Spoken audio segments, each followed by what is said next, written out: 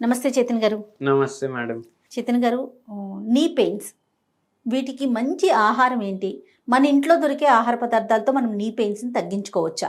మోకాలు నొప్పులకు మీరిప్పుడు ఒక ప్రశ్న అడిగినరు, ఏ ఆహారం మంచిదనేసి. అవును. నేను కొన్ని చెప్తాను, కానీ మీరు అందరూ ఎవరైతే వీడియో చూస్తున్నారు కదా, ఏం గుర్తుపెట్టుకోవాలంటే నేను చెప్పేటివి మీరు బయట తినొద్దు. ఓ మీరు ఇంట్లోనే మీరే ప్రిపేర్ చేసుకొని తినాలి. ఓకే, దానికి కూడా రీజన్స్ ఉన్నాయి, అది కూడా మనం వీడియో ఎండింగ్లో డిస్కస్ చేద్దాం. డెఫినెట్గా అండి. మనం అందరం ముద్దపప్పు తింటాం కదా, ముద్దపప్పు తినేటప్పుడు మనం ఒక్కొక్కసారి ఆకుకూరలు వేస్తాం, ఒక్కొక్కసారి వేయం, అవునా కదా? అవునండి. రోజు ఒక ఆకుకూర వేసుకోవాలి మనం. ఇంకా పప్పు క్వాంటిటీ ఎంత ఉంటుంది, ఆకుకూరల క్వాంటిటీ కూడా అంతే ఉండాలి. ఓ ఎందుకు? ఆకుకూరల్లో కాల్షియం ఉంటుంది, ఆకుకూరల్లో ఐరన్ ఉంటుంది. ఇవి రెండు మనకు ఆర్థరైటిస్ బై ఛాన్స్ ఉందనుకోండి, ఆస్టియో ఆర్థరైటిస్ ఉంది అంటే ఏంది, మన బోన్స్ వీక్ ఉన్నాయి. మళ్ళీ దాని తర్వాత విటమిన్ డి డెఫిషియన్సీ ఉంది. మనం విటమిన్ డి కోసం అయితే ఎండలో కూర్చుంటాం, కానీ విటమిన్ డి ఇప్పుడు వచ్చేసింది బాడీలో, కానీ కాల్షియం కూడా కావాలి కదా. ఎస్. ఆకుకూరల్లో మనకు కాల్షియం ఉంటుంది, ఆకుకూరలో మనకు ఐరన్ ఉంటుంది, అండ్ దాని తర్వాత విటమిన్ ఏ కూడా ఉంటుంది. అండ్ ఇవే కాకుండా ఎన్నో మైక్రోన్యూట్రియంట్స్ ఉంటాయి. కానీ మనం ఏం చేస్తాం, చాలా తక్కువ క్వాంటిటీ వేస్తాం ఆకుకూరలు పప్పులో. మీ పప్పు క్వాంటిటీ ఎంత ఉంది, మీ ఆకుకూరల క్వాంటిటీ కూడా అట్లా ఉండాలి. ఓకే. అండ్ వెరీ ఇంపార్టెంట్లీ ఏంటంటే, ఇప్పుడు పాలకూర ఉంది, కొంచెం పప్పు వేసుకొని కూరలాగా కూడా తయారు చేసుకుంటాం. అది చేసేటప్పుడు ఆయిల్ ఎక్కువ వాడతాం మనం. ఇప్పుడు బయట తినొద్దని చెప్పినా నేను, కానీ మీరు ఇంట్లో తిన్నప్పుడు ఎప్పుడైనా గుర్తుపెట్టుకోండి, ఏ ఆకుకూరలు మీరు ప్రిపేర్ చేసుకున్నా బాయిలింగ్ ఫామ్లో ప్రిపేర్ చేసుకోండి, ఫ్రై ఫామ్లో ప్రిపేర్ చేయకండి. ఓకే. అది చాలా మంచిగా మీరు గుర్తుపెట్టుకోవాలి. అయితే ఇవి ఏం చేస్తాయంటే మన బోన్స్ని స్ట్రాంగ్ చేయడానికి హెల్ప్ చేస్తాయి. మన బాడీలో ఐరన్ డెఫిషియన్సీ ఉందనుకోండి, ఇప్పుడు 50 లేడీస్ మీరు ర్యాండమ్గా సెలెక్ట్ చేసుకొని వాళ్ళ బ్లడ్ టెస్ట్ మీరు చేస్తే దాంట్లో 40 మందికి ఎనీమియా ఉంటుంది. అనీమియా వల్ల కూడా మనకు మోకాలు నొప్పులు వస్తాయి. ఓ రక్తహీనత వల్ల కూడా మోకాలు నొప్పులు వస్తున్నాయి. చాలా మందికి తెలియదు ఇది. ఎందుకు వస్తున్నాయి అంటే, ఏముంది, అరిగిపోయినాయి, లేదంటే ఆస్టియోఆర్థరైటిస్ ఉంది, లేదంటే విటమిన్ డి డెఫిషియన్సీ ఉంది. కానీ ఈ యాంగిల్లో ఎవరు ఎక్కువ ఆలోచించరు.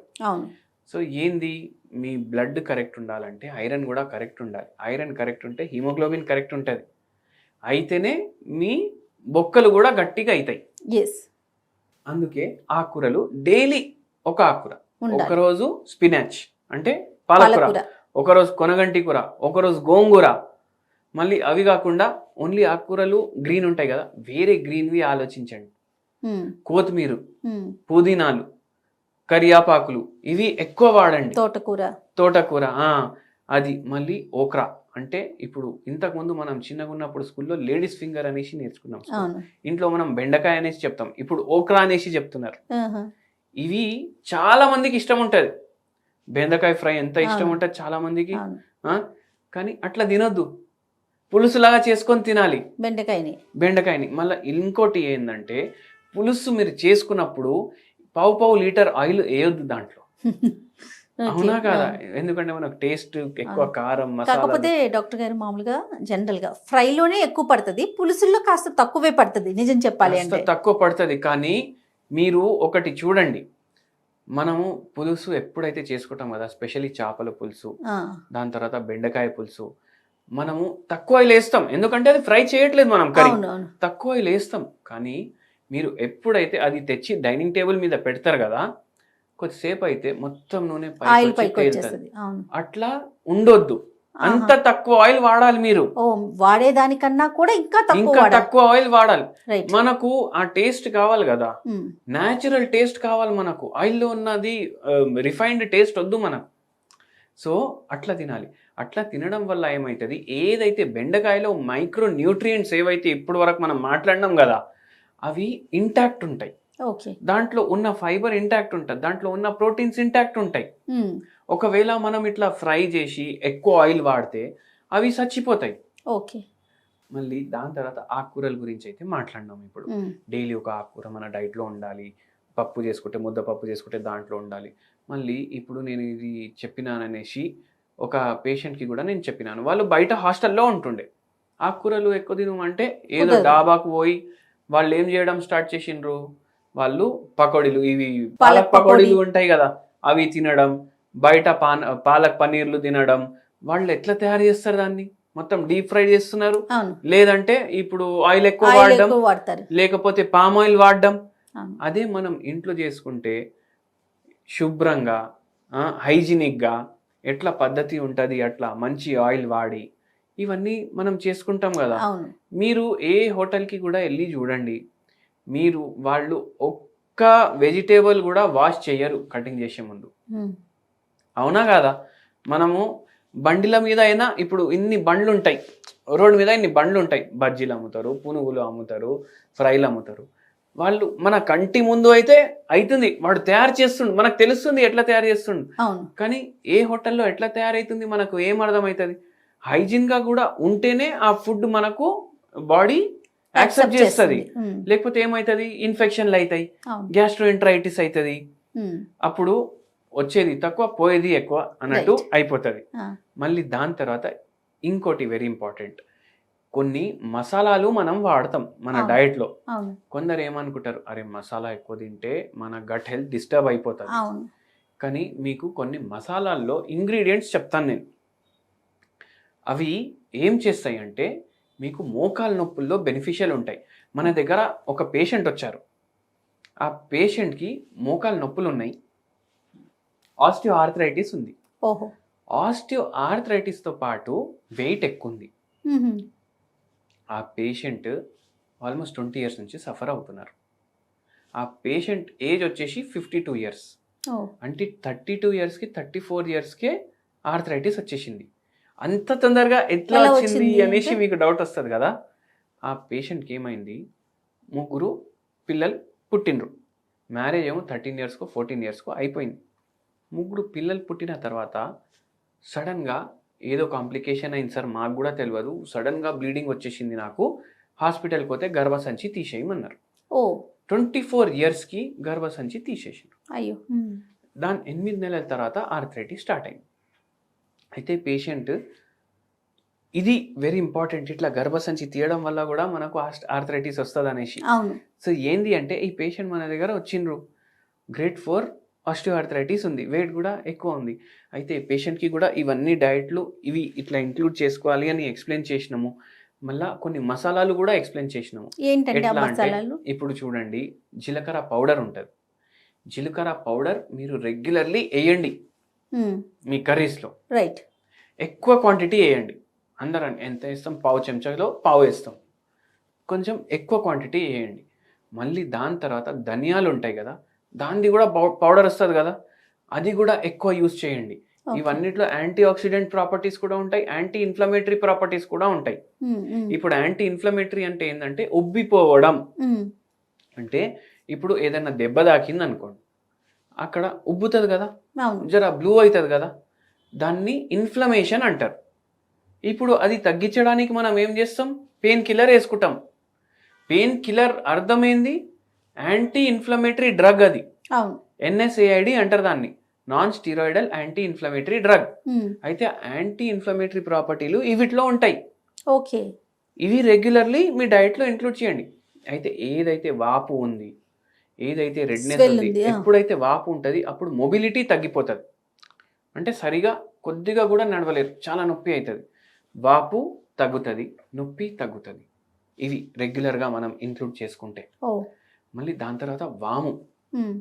వాము పౌడర్ కూడా వస్తుంది కదా, ఉమ్. మీరు గ్రీన్ టీలో 1 పించ్ వాము పౌడర్ వేసుకోండి. ఓకే.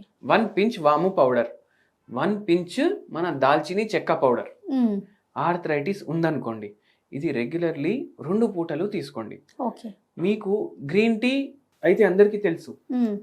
ఇదే మీరు వాము ఒక పించ్ అండ్ సినమన్ ఒక పించ్ పౌడర్లో మీరు వైట్ టీలో కలిపి తాగినరు అనుకోండి, ఓ. ఇంకా మంచిది. ఇంతకుముందు మనం డిస్కస్ చేసినాం వైట్ టీ, అవును. అవును. మీకు గుర్తుండొచ్చు. అవును. గ్రీన్ టీ ఎట్లుంటుంది, వైట్ టీ కూడా అట్లనే దొరుకుతుంది. ఇప్పుడు ఇంతకుముందు వీడియోలో మాట్లాడితే చాలా మంది కిందికి వచ్చి వైట్ టీ అంటే ఏంది, ఎక్కడ దొరుకుతుంది అంటే ఏంటంటే వైట్ టీ కూడా టీ పౌడరే. దానికి రంగు రాదు మనం ప్రిపేర్ చేసినాక, కాబట్టి దాన్ని వైట్ టీ అంటారు. చాలా తక్కువ mild pale off white colour రంగు వస్తుంది. అది కూడా చాయ్ ఎట్లా తయారు చేసుకుంటారు అట్లనే తయారు చేసుకుంటారు. దాంట్లో మీరు 1 pinch వాము వేయండి, 1 pinch మీరు మన సినిమం అది దాల్చిని చెక్క పౌడర్, ఇది 2 times తీసుకోండి ఎవ్రీడే. దీంట్లో కూడా చాలా మంచి ప్రాపర్టీస్ ఉంటాయి కొద్దిగా నొప్పి తగ్గించడానికి. అయితే ఇవన్నీ ఆహార పదార్థాలు మీరు రెగ్యులర్లీ ఇంక్లూడ్ చేసుకోవచ్చు. ఈ పేషెంట్ నేను చెప్పినా కదా, ఆ పేషెంట్ మన దగ్గర 3 ఏండ్లు వాడినరు మందులు. మీరు అంటారు 3 ఏండ్లు పడ్డదా మోకాలు నొప్పులు తగ్గడానికి అంటే, దాని అర్థం ఏంటంటే ఇవాళ వాడడం స్టార్ట్ చేస్తే 3 ఏండ్ల తర్వాత ఎఫెక్ట్ కనిపించలేదు. ఇవాళ వాడడం నుంచి స్టార్ట్ చేస్తే 3-4 రోజుల నుంచి వాళ్ళకి ఎఫెక్ట్ స్టార్ట్ అయిపోతుంది. కానీ పూర్తిగా మనకు నొప్పులు ఫస్ట్ 5-6 నెలల్లోనే తగ్గిపోతాయి. కానీ కొంచెం జాయింట్ కూడా రిపేర్ అవ్వాలి కదా, దానికి టైం తీసుకుంటుంది. దానికి టైం పడుతుంది. తర్వాత గోంద్ విషయం విన్నాను డాక్టర్ గారు, ఇది కూడా పనిచేస్తుందండి?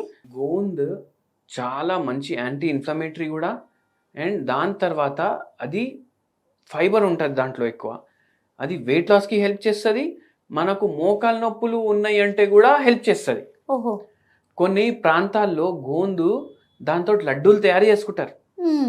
మీరు గోంద్ లడ్డూలు అని సెర్చ్ చేయండి.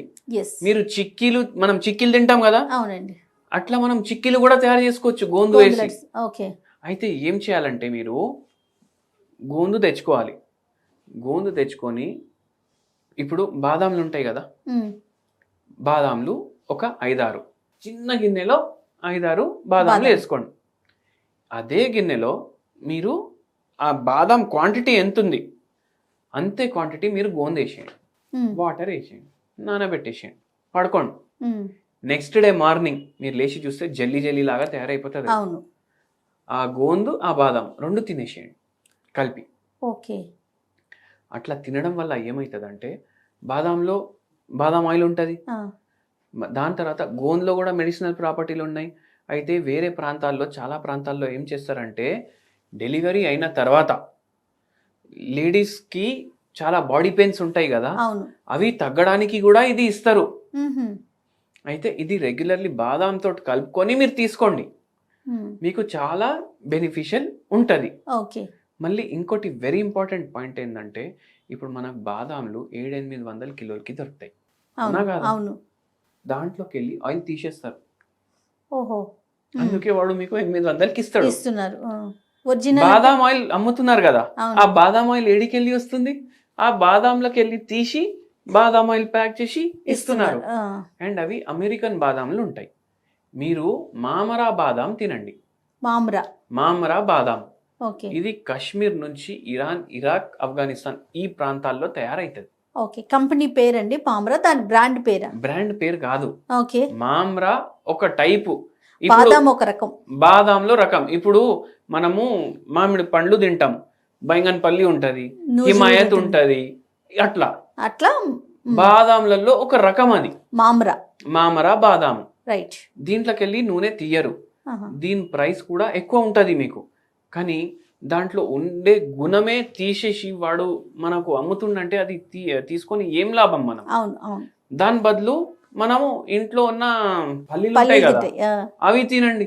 దాంట్లో తీసిన దానికన్నా ఎక్కువ శక్తి ఉంటుంది దాంట్లో. సో మంచి బాదాం తీసుకోండి, అది గోందుతో నానబెట్టి నెక్స్ట్ డే మార్నింగ్ తినండి. మీకు మోకాలు నొప్పుల్లో మంచి తేడా కనిపిస్తుంది కొద్దిగా. అండ్ ఇంకోటి వెరీ ఇంపార్టెంట్ ఏంది ఇక్కడ డిస్క్లైమర్ అంటే, ఇవి తిని ఎవ్వరికి ఆర్థరైటిస్ పూర్తిగా మాయమైపోతుందని మనం చెప్పట్లేదు. మనం ఏమంటున్నాం, మనం ట్రీట్మెంట్కి సపోర్ట్ చేస్తుంది, కొద్దిగా రిలీఫ్ ఉంటుంది పేషెంట్కి, కొద్దిగా జర ఆరాం అనిపిస్తుంది. Right. Thank you so much doctor గారు. నమస్తే. నమస్తే మేడం.